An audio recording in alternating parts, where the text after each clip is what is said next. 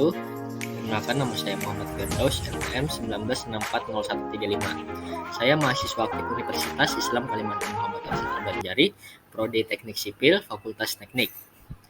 Kali ini saya ingin menjelaskan penerapan K3 dalam pelaksanaan konstruksi, kesiagaan, dan tanggap darurat K3 yang dibimbing oleh dosen Bapak Adi Surya STMT dengan NIDN 11260580001. Oke, kali ini simak video berikut ini. Rencana tanggap darurat.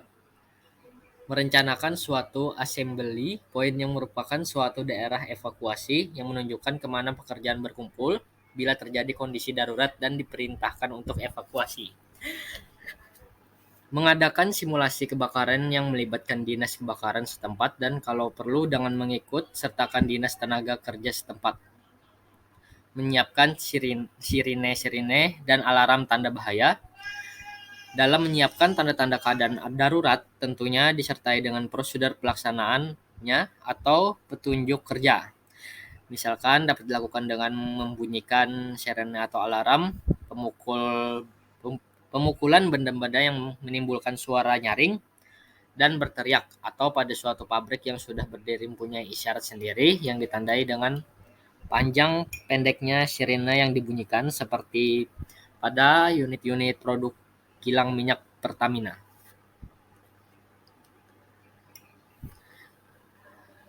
Sirene selama 6 menit menunjukkan adanya keadaan darurat. Sirene 3 menit menunjukkan pekerjaan harus segera mengevakuasi dari ke lokasi assembly point. Sirene 1 menit, kondisi sudah dapat diatasi dan aman untuk bekerja kembali. Menyiapkan rambu-rambu arah ke tempat assembly point, lokasi tabung pemadam kebakaran, dan lain-lain. Menyiapkan prosedur tanggap darurat. Prosedur ini menerangkan fase kejadian suatu situasi keadaan darurat yang perlu ditanggapi oleh petugas yang bertanggung jawab di daerah kejadian untuk tujuan pengendalian keadaan darurat di area pekerjaan. Rencana tanggap darurat. Adapun prosedur yang harus diikuti adalah sebagai berikut.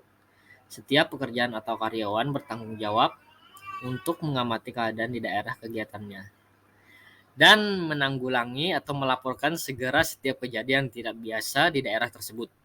Karyawan pada saat menemukan api, kebocoran gas, atau cairan berbahaya lainnya segera melapor kepada atasannya atau petugas yang menguasai areal tersebut.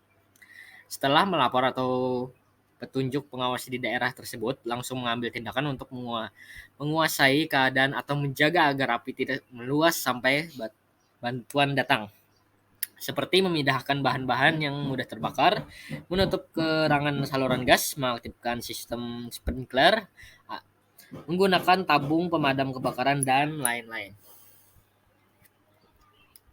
Tata laksana buku atau SOP keadaan darurat. Dasar penetapan kesiagaan dan tanggap darurat mengacu pada ketentuan peraturan dan perundang-undangan yang berlaku, termasuk komitmen perusahaan dalam memberikan perlindungan kepada seluruh tenaga kerja dan lingkungan kerjanya. Di antaranya lampiran pertama yaitu pengaturan materi nomor 05/1996 tentang sistem keselamatan kesehatan kerja,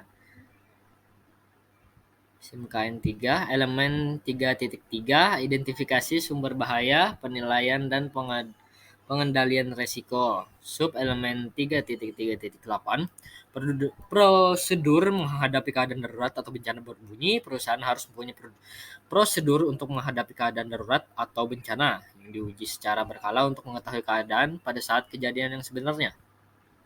Pengujian prosedur secara berkala tersebut dilakukan oleh personel yang memiliki kompetensi kerja, dan untuk instalasi yang mempunyai bahaya besar harus dikoordinasikan dengan instansi terkait yang berwenang.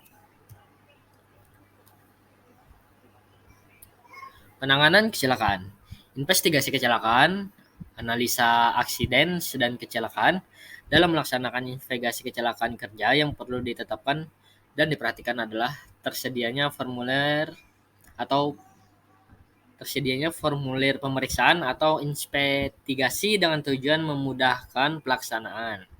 Format berisi nama proyek, lokasi, nama korban kecelakaan, waktu terjadi kecelakaan, kondisi, dan tindakan awal yang diambil kepada korban.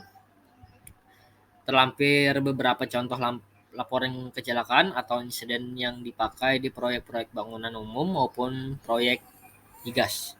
Di dalam buku ILO Safety and Health in Building and Civil Engineering Work.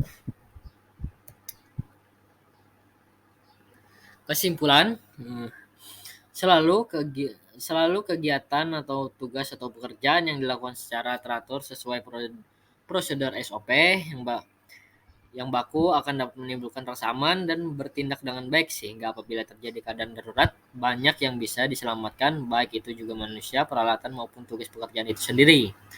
Pengertian keadaan darurat ialah suatu kondisi yang disebabkan baik oleh tindakan manusia, peralatan, bencana alam, atau kebakaran cenderung meluas dan bisa melibatkan seluruh pekerjaan peralatan dan dapat menimbulkan korban jiwa dan harta yang tidak sedikit.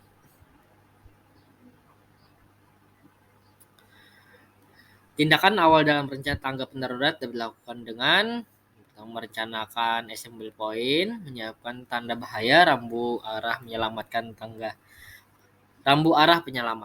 tangga darurat, penyediaan dan pengendalian pengoperasian peralatan, menghubungi pihak yang terlibat, menyiapkan sistem pelaporan dan SOP yang serta menyelidiki kecelakaan.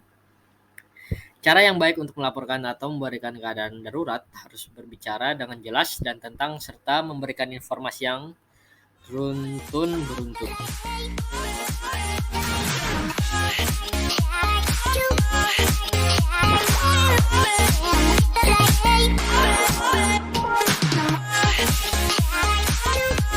Demikian dari